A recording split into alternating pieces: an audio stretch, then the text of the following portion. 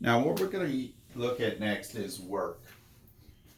The, the definition of work that we're going to look at, and you can look at it, it's in your notes all written out, just so I don't have to write out a bunch of boring stuff for our video.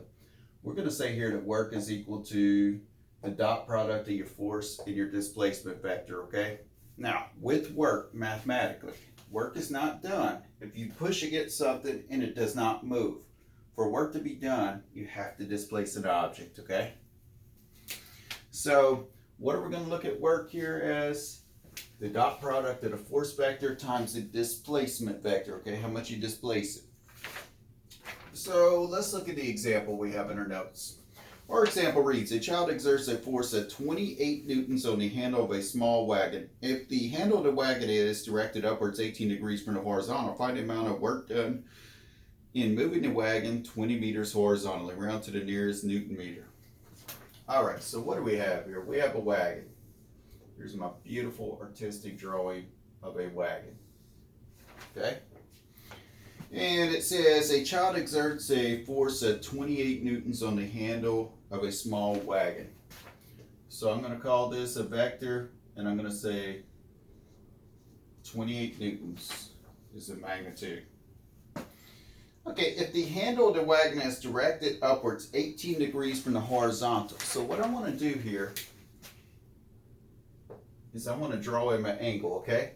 Technically now, this is the horizontal, right?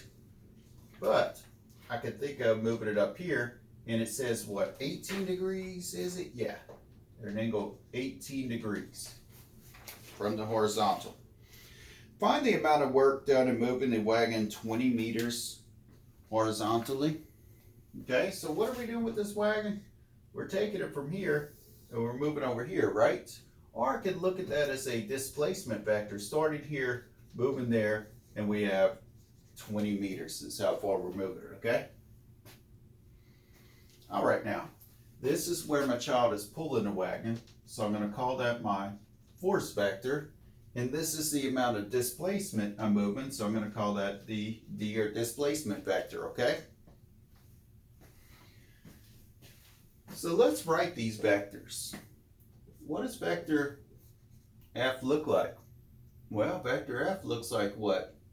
The magnitude of vector F times the cosine of theta times I. Or actually, let's do this. Let's just write it like this. Let's just write it as the magnitude of vector F times the cosine of theta, comma, magnitude of vector F times the sine of theta, okay? All right, so what's the magnitude of vector F? How much force? 28, right? Times the cosine of theta. That would be the cosine of what? 18 degrees. Times the cosine of 18 degrees, comma, magnitude of vector F, which is 28 again, times the sine of 18 degrees.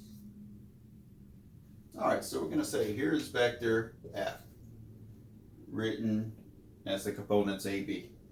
How about vector D? Vector D, what is that going to look like?